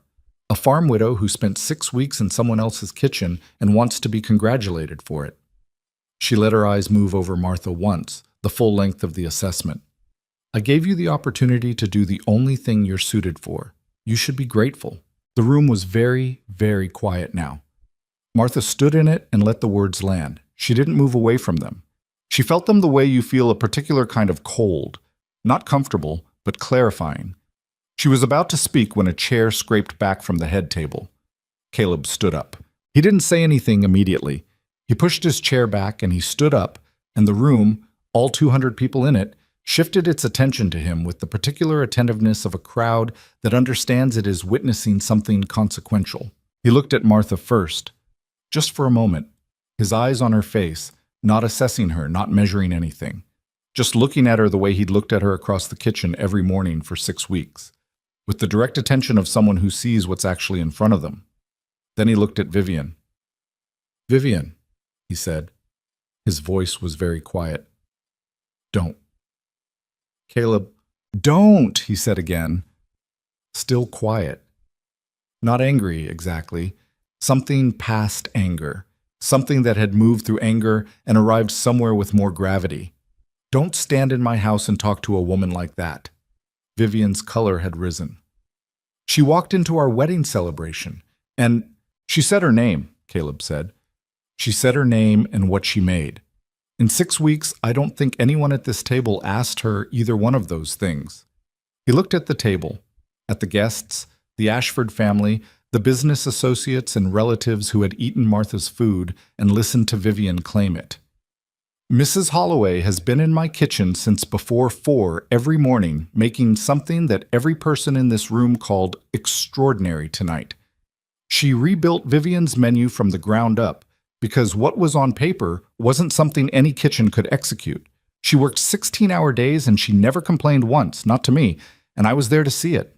Edmund Ashford, Vivian's father, the man Martha had heard arguing with Caleb in the hallway, said from somewhere down the table, "Caleb, this is neither the time nor—" "It's exactly the time," Caleb said. He didn't raise his voice. He didn't need to. "You want to talk about time, Edmund? We've spent 6 weeks here talking around things that needed to be said directly. I'm done talking around them." He looked at Vivian. Something passed between them. Not affection, Martha thought, watching. Not even anger. Something more like the recognition of two people who have been pretending an arrangement was something it wasn't and have simultaneously stopped pretending. "I can't do this," he said. Still quiet. Still with that steadiness that was neither cruelty nor performance. "I should have said it months ago. I should have said it before I hired a cook and sent invitations and let this go so far that 200 people drove here in December." He looked at the table briefly, as if the breadth of the situation was landing on him with its full weight. "I'm sorry for that. I'm sorry for the distance everyone traveled. I'm genuinely sorry for it." He looked at Vivian again. "But I'm not going to marry someone who stands in my house and talks to a hardworking woman like she's something stuck to the bottom of a boot. I'm not built for it. I tried to be practical about what this was.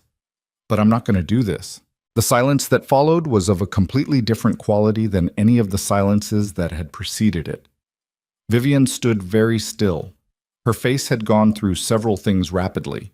Shock, fury, something that might briefly have been hurt, and then a cold composure that settled over everything like frost. She was not a woman who fell apart publicly. Whatever she felt, she would feel it somewhere else, later, where no one was watching. "You're making a spectacle," she said, low and precise.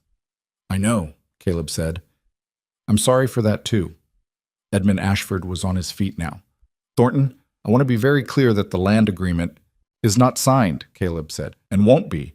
That land was my grandfather's and my father's, and it's mine.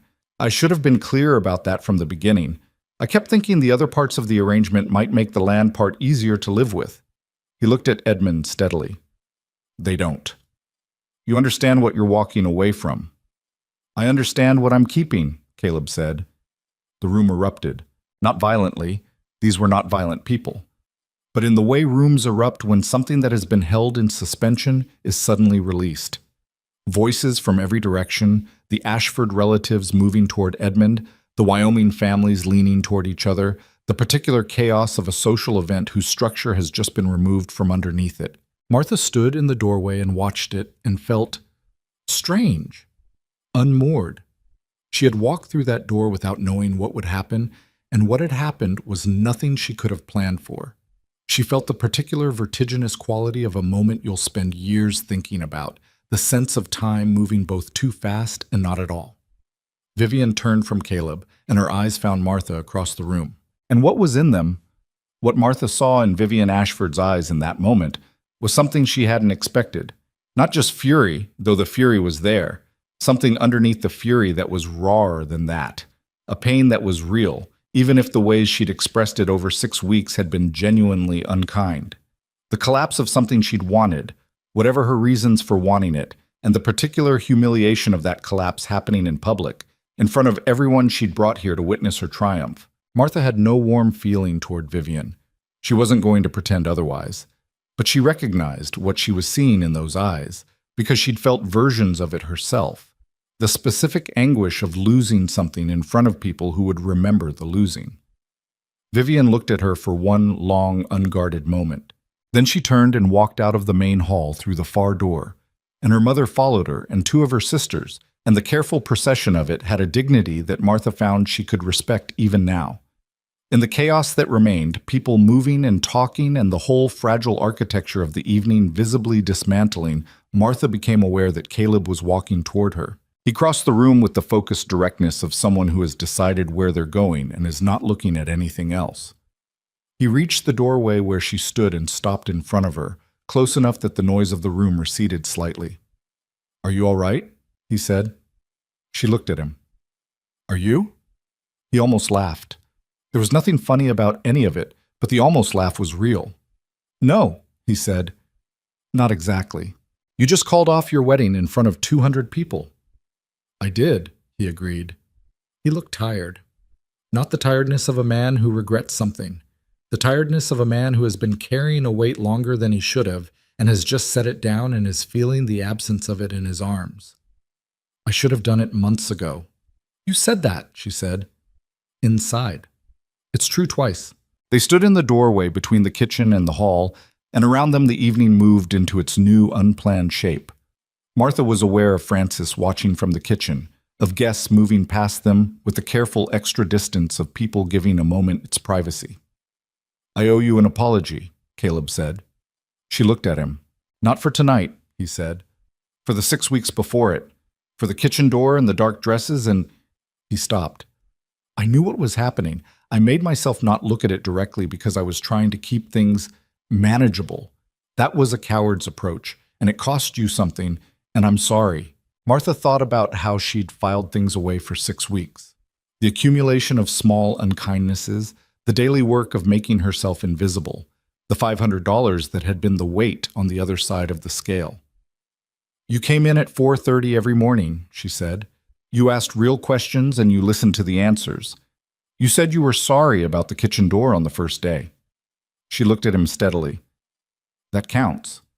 It's not enough." "No," she agreed. "It isn't, but it counts." From across the room, Edmund Ashford's voice rose above the general noise, something about agreements and legal instruments and obligations, and Caleb's jaw tightened slightly. "I need to go manage this," he said. "I know." He didn't move immediately. He stood in the doorway looking at her with the direct attention she'd learned to recognize as specifically his, the attention that didn't calculate or perform, that simply looked. "I need to ask you something," he said, "and I need you to answer it honestly." "I usually do," she said. "When you walk through that door tonight—" He paused. "What were you going to say? Before it went the way it went? What did you mean to say?" She thought about it. "That I made the food. That my name is Martha Holloway, and I'm from Clearwater, and I made the food, and it was the best food I've ever made, and someone in that room should know that." "That's all?" "That was everything," she said. "That was the whole of it." He looked at her for a moment longer. "Martha Holloway," he said, the way he'd said her first name once before in the kitchen, with that quality of deliberateness, as if the name itself was something worth the care of saying correctly. "You made something extraordinary tonight. Every person in that room knows it, even the ones who didn't know your name." She felt something in her chest move, some long-held thing shifting. She was not going to cry. She was too tired and too practical for that, but the shift happened, and she felt it happen, and she didn't try to file it away. "Thank you," she said. He nodded once and went back into the room. She watched him cross toward Edmund Ashford with the particular walk of a man on his own land going to deal with something he'd rather not deal with, and she turned back into the kitchen. Frances was there. Clara was there. Robert was by the back wall, forgotten in the drama, still holding an empty coffee tray. "Well," Frances said. "Well," Martha agreed. "He canceled the wedding." "He did?" "Because of you," Frances said. "Because of himself," Martha said. She stopped. "I just walked through a door." Frances looked at her for a long moment. Then she turned back to the stove. "The coffee urn needs to be refilled," she said. "There are still people out there, and they're going to want something warm to hold while they sort out what just happened." "Yes," Martha said. "They will." She moved to the coffee. The next hour was unlike any service Martha had managed. The formal structure of the evening was gone, replaced by something informal and slightly stunned. People gathering in smaller groups. The wedding party dissolved into its constituent parts. Martha kept the coffee going. She brought out the last of the bread she'd held back and sliced it and put it on a board and sent Robert out with it because bread was what you gave people when the situation exceeded the food that had been planned for it. She heard in pieces carried back by Robert and filtered through the sounds from the hall what was happening out there. Edmund Ashford demanding a formal accounting of the land arrangement. 2 of the Wyoming ranchers apparently intervening on Caleb's behalf. Men who'd known his father, men who had opinions about the Ashford family's southeastern land ambitions that predated this evening. Vivian's mother reappearing to collect her daughters and their luggage and departing the ranch before 8 o'clock with a speed that suggested the departure had been prepared for.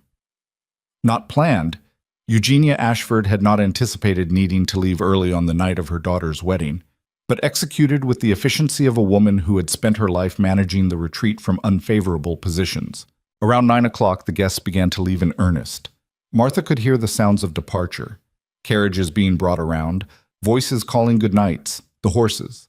The ranch hands who had spent the evening managing the stable and guest horses were suddenly very busy. The man from Laramie, the large man who had stood up to look at the roast platter, stopped in the kitchen doorway on his way out. He was maybe 60, with a broad, honest face and the look of someone who had made his money by understanding what things were actually worth. "Mrs. Holloway," he said. She looked up from where she was working. "I want you to know," he said, "that is the finest meal I have eaten in 20 years, and I have eaten in Denver and Chicago and once in New York." He looked at her without the assessing quality that most people's looks carried. "If you ever want work, real work, catering for serious occasions, I host 3 large events each year at my ranch in Laramie. My wife has been looking for someone who can cook like that." He pulled a card from his pocket and set it on the edge of the preparation table. "That's my name and address, no obligation, but I wanted you to have it." He left before she could respond fully. She picked up the card. "Thomas Aldridge," it read. "Aldridge Ranch, Laramie County." She set it in her apron pocket. By 10 o'clock, the ranch was quiet in the way that large places go quiet after something large has ended. A heavy, textured quiet, full of the residue of what had happened. The guests were gone or settled in the bunkhouse that had been prepared for those staying overnight. The kitchen was nearly clean. Frances had gone home. Clara had gone home. Robert had put away the last of the serving equipment and said goodnight with an expression that was trying to be neutral and not quite managing it. Martha sat at the preparation table alone. She was very tired. The kind of tired that sat in her bones rather than just her muscles. The particular exhaustion of a day that had required everything from her in multiple directions simultaneously. On the table in front of her was Thomas Aldridge's card, her timing charts from the morning, a cup of coffee that was going cold. She was thinking about the 40 acres, about the bank letter, about $500 she still hadn't been paid, and whether, in the chaos of the evening, she was going to have to ask for it, whether it would be awkward to ask for it, whether Caleb would remember, whether she would have to find some tactful way to raise the subject of money on the night the man's wedding had fallen apart. She was still thinking about it when Caleb came into the kitchen. He looked like the evening had cost him what it had cost him. He was carrying his jacket over one arm, his collar loosened, and he had the look of a man who has been managing the fallout of a large decision for 3 hours and is past the point where appearance matters much. He saw her at the table and stopped. "You're still here," he said. "I'm still here," she said. "I need to speak with you about the payment." Something moved across his face, something between relief and a kind of appreciation for the directness. "Of course," he said. He set his jacket over a chair and moved to the counter, not the coffee. The coffee was cold and she hadn't made fresh, and he seemed to know it. He stood at the counter and looked at her. $500. I'll write you a bank draft tonight." "Tonight is fine," she said. "I'll get the book." He didn't move immediately. He stood at the counter looking at her with an expression that had too many things in it to name easily. "How are you?" "Tired," she said. "And—" she stopped. "I don't know what I am exactly. Tonight was not what I planned when I walked through that door." "No," he said. "For either of us." A pause. "Was it the right thing?" she asked. She wasn't sure why she was asking him this. It wasn't her business. She'd told herself that before. He was quiet for a moment. "Stopping the wedding." "All of it." He thought about it honestly, the way he thought about things, not reaching for the comfortable answer, but looking at the actual question. "I don't know if it was right," he said. "I know it was true.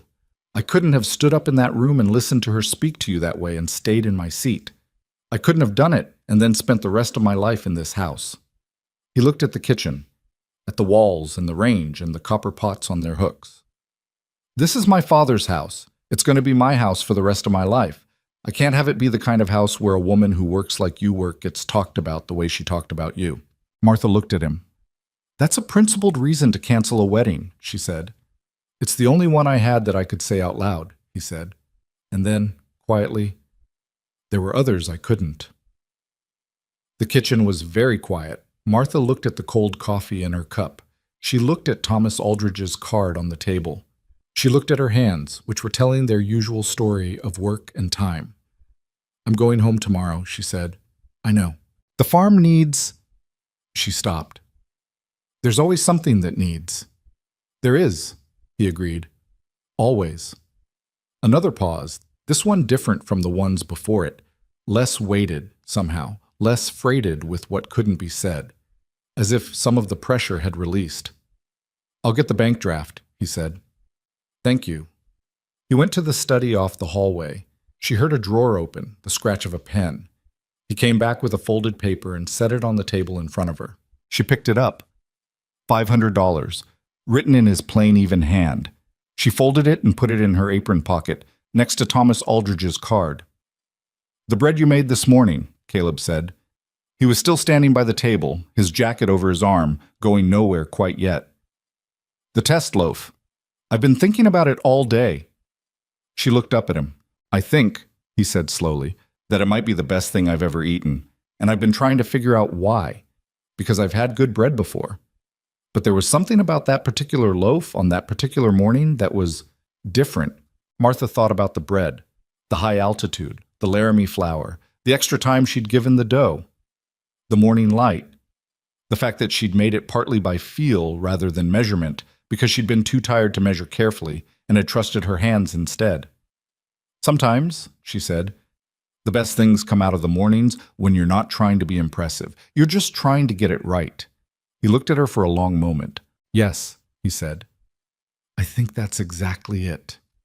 He said good night and went to bed, and Martha sat alone in the kitchen for a little while longer, with the draft in her pocket and the quiet of the ranch around her, and the residue of the strangest day of her recent life settling into something she didn't yet have words for. Outside, the Wyoming night was the same as it had always been, enormous and cold and indifferent to the small human dramas playing out below it. The stars didn't care what had happened in the main hall. The mountains to the west had not registered Vivian Ashford's departure, or Edmund Ashford's fury, or 200 people eating the best pears they'd ever tasted in their lives. But Martha was sitting at the table in a warm kitchen with $500 in her pocket, and the beginning of something she couldn't name yet but could feel, the way you can feel spring coming in late February when there's still snow on the ground. Not here yet, but unmistakable, and coming. She finished her cold coffee and went to bed. She left the double tea the next morning before 8. Caleb was already out with the horses when she came downstairs with her trunk and her carpet bag and her box of knives. The ranch was quiet in the particular way of the morning after something large, a silence that was still processing, still absorbing what had happened within it. A few ranch hands moved across the yard at a distance, careful with their eyes, the way people are when they know they witnessed something consequential and aren't sure of the etiquette around it yet. Hector brought her wagon around without being asked. He loaded her trunk with the same quiet efficiency he'd used to unload it 6 weeks earlier. And when he was done, he stood by the horse and held the bridle and looked at her with an expression that was trying to be neutral and had mostly succeeded. "It was the best meal I've had since my grandmother died," he said. "And she was from Oaxaca, so that's not a small thing." Martha looked at him. "Thank you, Hector." "Yes, ma'am." She was settling herself on the wagon seat when she heard boots on the frozen ground behind her. She knew the sound of them by now. Caleb came around the side of the wagon and stopped. He was in his work clothes, the same ones he wore every morning at 4:30, not the clothes of a man who had been a groom the night before. He looked like himself. That was the thing she noticed first. He looked more like himself than he had at any point during the previous 6 weeks. "You're not going to wait for breakfast," he said. "I need to get home," she said. "The road's better in the early cold before the afternoon mud." He nodded. That was true, and he knew it.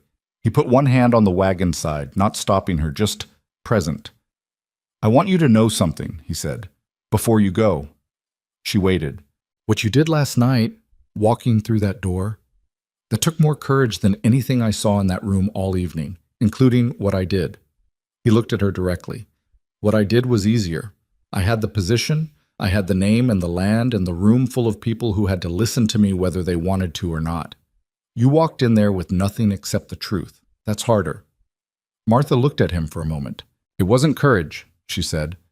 "It was 6 weeks of accumulated frustration finally exceeding my self-control." He almost smiled. Almost. "Sometimes those are the same thing." She picked up the reins. She needed to go. She knew that if she sat here long enough, something would be said that neither of them was ready to say. And the morning was cold, and the road was waiting, and she had 40 acres in Clearwater with a leaking east roof and a sticking barn door, and $412 to pay to Gerald Pruitt at the First Wyoming Territorial Bank. "Thank you for the work," she said, "and for the mornings." "The mornings were the best part of the 6 weeks," he said, simply, directly, without decoration. She looked at him one more time. Then she clicked to the horse, and the wagon moved, and she drove out of the Double T without looking back, because looking back was not something she allowed herself when she was trying to hold her composure, and composure was what she had left. The road home took 4 hours.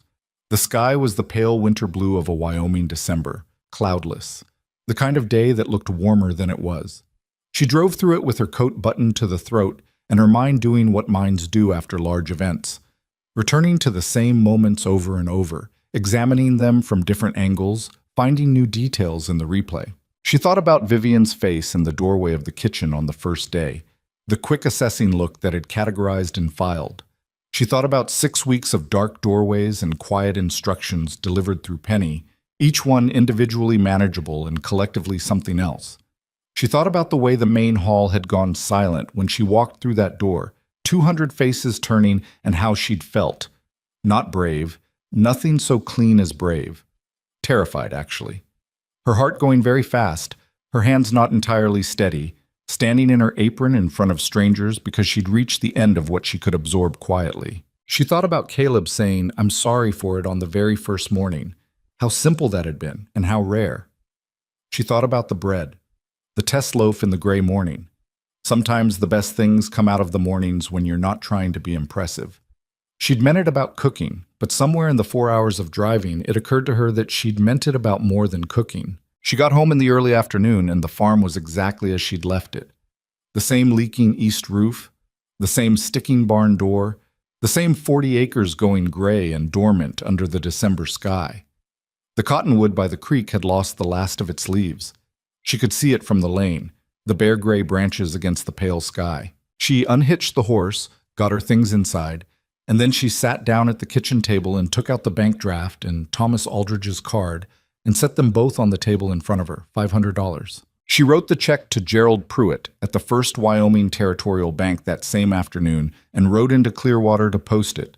She stood at the postal window and handed it across, and felt the particular lightness of a weight that has been carried long enough to become invisible until it's gone. The farm was hers. The 40 acres, the cottonwood, the sticking barn door. Hers, without the shadow of the bank letter over them. She rode home in the early dark and made herself supper and went to bed and slept for 10 hours, which was the first time she'd slept that long in 6 weeks. Bess Cartwright came by the next morning. She sat at Martha's kitchen table with her coffee, and she listened to the whole account with the attentiveness of a woman who had been waiting for it, and when Martha finished, Bess was quiet for a moment. "He canceled the wedding," she said, "in front of everyone, because of what she said to you." "Because of what she said to me," Martha agreed, "and because of the land, and because he'd been pretending the arrangement was something it wasn't for long enough that it had become untenable." She turned her coffee cup. "It wasn't just me. But you walking through that door was what broke it open." Martha thought about that. "I suppose it was." Bess looked at her with the sharp eyes that missed almost nothing. "And? And what?" "Martha." "Bess." "The man canceled his wedding," Bess said. "What are you going to do about it?" Martha set down her cup. "I'm going to fix the east roof," she said, "and write to Thomas Aldridge and Laramie about the catering work, and replant the kitchen garden in the spring." She looked at Bess. "I'm going to do what I always do. I'm going to work." Bess considered this. "That's not an answer to what I asked." "I know," Martha said. She wrote to Thomas Aldridge that week. The reply came quickly. His wife, Eleanor, wrote back in a warm and specific hand, describing 3 events they hosted annually and the kind of cooking they were looking for, and asking if Martha would come to Laramie in February to discuss the arrangement in person. The fee she named for each event made Martha read the paragraph twice. She wrote back and said yes. Over the following weeks, other letters arrived. She hadn't expected them. She hadn't known the word would travel, didn't know exactly which guest had spoken to whom, but it traveled the way things travel in territories where word of mouth is the primary currency. A family in Cheyenne planning a spring celebration. A hotel in Casper asking if she did extended contracts. A woman in Buffalo whose daughter was marrying in June and who wrote 6 paragraphs about the pairs before getting to the point. Martha sat at her kitchen table with the letters spread in front of her and felt something she didn't entirely have a name for. Not triumph. It wasn't clean enough for triumph. Something more complicated than that. Something that included the awareness of how long she'd been doing work this good in rooms where no one would say her name, and the particular strange quality of the world suddenly, belatedly, deciding to notice. She answered every letter. She was selective about what she took on. She was 43 years old and she had a farm to maintain, and she was not going to run herself into the ground for any amount of flattering correspondence. She heard from Bess that the Ashford family had returned to Philadelphia within a week of the wedding that hadn't happened. She heard that Edmund Ashford had engaged a lawyer regarding the land question, and that Caleb had engaged one too, and that the lawyer Caleb engaged was apparently better, because nothing further had come of it.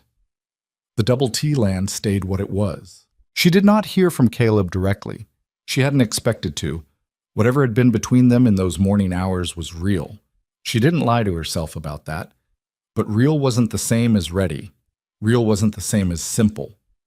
He had just dismantled his life in a fairly spectacular public fashion, and she had a farm and a new professional reputation and 40 acres that were finally, securely hers. Some things needed to find their own time. January passed. The east roof got patched, not perfectly but adequately, by a carpenter from Clearwater who charged fairly and worked efficiently. The barn door got fixed. The kitchen garden she planned carefully on paper through the cold months, mapping what she wanted to grow and where, incorporating things she needed for the cooking work.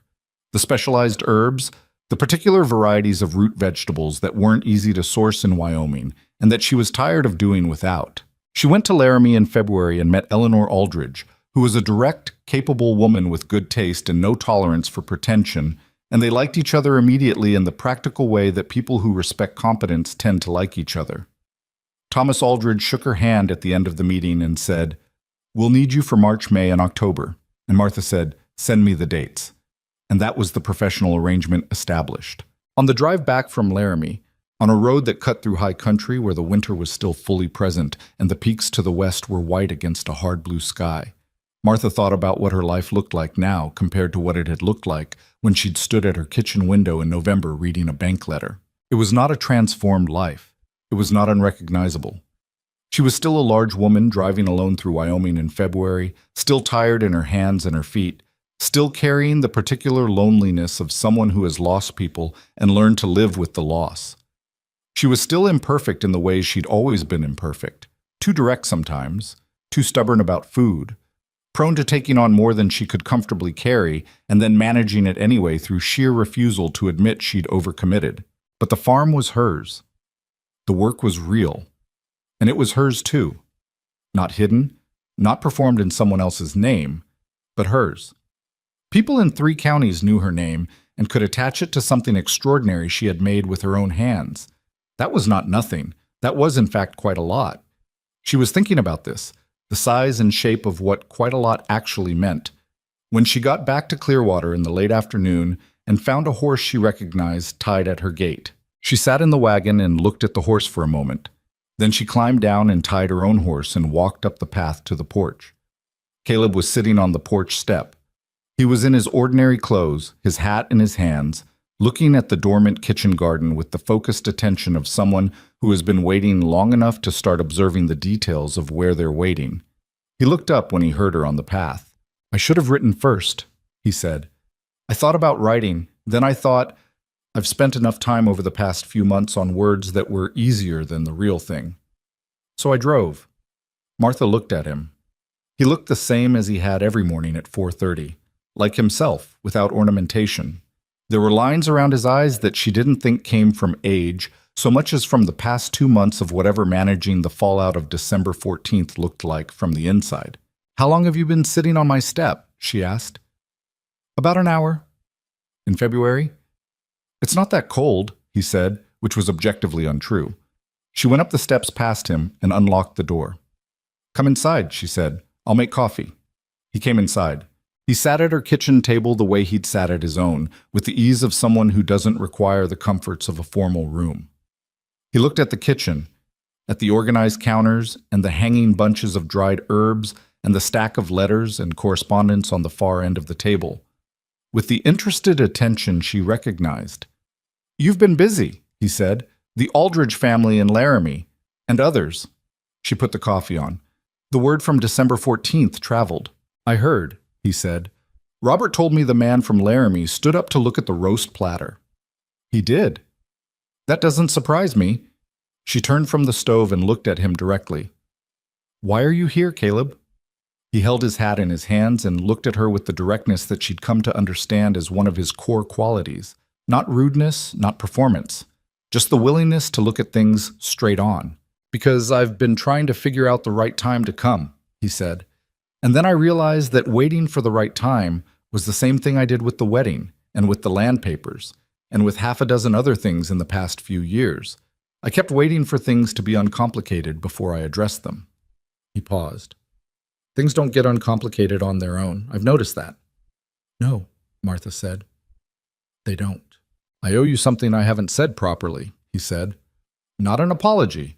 I've apologized and I meant it. Something else." He turned his hat once in his hands. Those mornings in the kitchen, the 6 weeks of them. They were the realest conversations I'd had in a very long time. Maybe the realest I'd had since my father died. And I knew it while it was happening, and I didn't. I kept it in the morning hours, and then I went out and managed everything else, and told myself the rest of it was just practicality. He looked at her steadily. It wasn't practicality. It was me not looking at something I wasn't ready to look at. Martha poured the coffee. She set a cup in front of him and took her chair across the table. Her chair, in her kitchen, on her farm, on her 40 acres. She sat in it with the solidness of someone in exactly the place they belong. "What are you looking at now?" she asked. "You," he said, plainly. "I'm looking at you, and I'm asking if you'd be willing to let me come here again, not to declare anything or make promises that are premature, just to continue the conversation, the one we started in my kitchen at 4:30 in the morning." Martha looked at him. She thought about what it had cost her to walk through that door in December. Not just the risk of it, the $500, the public spectacle, the vulnerability of saying my name is Martha Holloway and I made this thing in front of strangers. But the cost of what came before it. 6 weeks of making herself smaller. Years, if she was honest, of a life that had been good but had required her to stay mostly invisible in it, to do her best work in the back rooms of other people's occasions. She thought about what it would mean to let someone see her. Not the cook, not the capable woman from Clearwater, not the large widow who was useful for large events. Her. The whole complicated, imperfect, stubborn, talented, still grieving, genuinely hopeful reality of her. It was not a small thing to ask for. It was not a small thing to give. You'd have to understand something, she said. Tell me. I'm not going to make myself small for anyone again, she said. Not for a room full of guests. Not for a business arrangement. Not for anything. I'm 43 years old and I've spent enough of my life managing how much space I take up. She held his gaze. I'm not easy. I have opinions about food that are frankly non-negotiable. I work long hours and I'm not always pleasant at the end of them. I'm attached to this farm in ways that are probably not entirely rational. And I spent 4 years learning to live alone after Daniel died, and I'm not sure what I am, exactly, about any of this. I'm not sure what I want. That's honest, he said. It's the only way I know how to be. I know, he said. It's one of the things... He stopped, started again. It's one of the things that made those mornings what they were. The kitchen was warm. Outside, the February afternoon was going gray at the edges, the early dark of a winter day coming down over the 40 acres. The cottonwood by the creek was visible through the kitchen window, still bare, the same gray bones against the same gray sky. Martha looked at the man sitting across her kitchen table. He was not perfect. She knew that. She'd had 6 weeks to observe the imperfections, the tendency toward avoidance when things got complicated, the way he'd let the wrong arrangements go on too long because confrontation was harder than enduring. He was going to have to live with what happened in December for a long time, in a community where people had long memories and opinions about public spectacles. Neither was she perfect. That was also established. But he had come to her porch in February and sat on the step for an hour in the cold rather than write a careful letter, and that was, she thought, the kind of evidence that mattered. Come back on Saturday, she said. I'm cooking, if you want to eat. Something in his face changed, a lightening, careful but real. What are you making? I don't know yet, she said. I'll figure it out. He came back on Saturday. And the Saturday after that. By spring, the east roof was holding. The kitchen garden was planted. The specialized herbs, the particular root vegetables, the things she needed for her own purposes now. The Aldridge event in March had been, by every account she received, extraordinary. Eleanor Aldridge had written to say that 3 of the guests had asked for Martha's contact information and that she hoped the October booking was still firm because she'd already told people about it. It was still firm. In June, Caleb helped her rebuild the west fence, which had been something she'd been managing around for 2 years without admitting how much it needed proper attention. He was not, it turned out, a man who helped with things and then felt ownership of them. He helped because the fence needed doing and he was there, and that was the extent of it. She cooked dinner and they ate it at her kitchen table with the June evening coming through the open door, and it was not a dramatic evening. It was ordinary in the specific way that only the right things can be ordinary, easy, unguarded, real. She thought about what her mother had said, about ingredients put together wrong, about how you could do that and never nourish anyone. Some things put together right took time to show what they were. That was the other half of the lesson, the part she'd been figuring out over the years. Not just that wrong arrangements fail, but that right ones unfold slowly, and you have to be patient with them and honest about what you're looking at, and you have to resist the pull toward conclusions before the thing has had time to become itself. They were married in October, in a ceremony small enough that the word ceremony was almost an overstatement. Bess and her sister, Hector from the Double T, Robert, who had carried plates through the most consequential dinner service in Laramie County history, Thomas and Eleanor Aldridge, who had driven from Laramie and seemed genuinely pleased about the whole thing. Frances brought a cake that was technically a wedding cake, but looked, more accurately, like something made by a good friend who had strong opinions about cake and didn't feel constrained by convention. It was imperfect. The October weather turned cold midway through the afternoon, and everyone had to move inside earlier than planned, and Bess's sister told the same story 3 times without appearing to notice, and Martha burned the rolls slightly. Not badly, not inedibly, but enough that she knew, and it bothered her in the specific way that small culinary failures bothered her, even on days when there were larger things to think about. She was in the kitchen dealing with the rolls when Caleb appeared behind her. "They're fine," he said. "The bottom is dark." "Martha, it's our wedding." She looked at the rolls, she looked at him. She set down the pan. "You're right," she said. "I'm occasionally right," he said. "I find it's best to acknowledge it when it happens." She laughed, the real kind, not the polite kind, and went back to the table where the people who actually cared about them were waiting. And that was the best thing about the day. Not the ceremony, not the cake, not even the food, which was otherwise excellent. The best thing was that the people in the room were people who knew her, who had seen her work and known her name from the beginning, who had never once required her to be invisible. The double T and the Clearwater Farm became what they became. A life that moved between 2 places. A marriage between 2 people who had each learned, the hard way and over time, the difference between arrangements built on practicality and ones built on truth. It was not without difficulty. He was still prone to avoidance when things got complicated. She was still too stubborn about the food and about other things, and she knew it. But difficult and right were not mutually exclusive. She'd always known that about cooking. It turned out to be true about most things that mattered. By the following year, Martha Holloway, she kept the name professionally, it was the name people in 4 counties now associated with the best food they'd ever eaten, was the most sought-after cook in the Wyoming Territory for events of consequence. She had turned down more work than she'd accepted. She had opinions about which jobs deserved her time, and she exercised them without apology. People asked her sometimes how she'd built the reputation, what the secret was. She always said the same thing. She'd just cooked the food as well as she could, and then said her name out loud. That was all. The woman who had spent 6 weeks behind a kitchen door, invisible by instruction, became someone people traveled to find. Not because the world had changed in any dramatic way, and not because anything had been given to her, but because she had walked through a door one December evening in her stained apron with flour on her sleeve and said, "My name is Martha Holloway, and I made this." That was the whole of it. That was enough.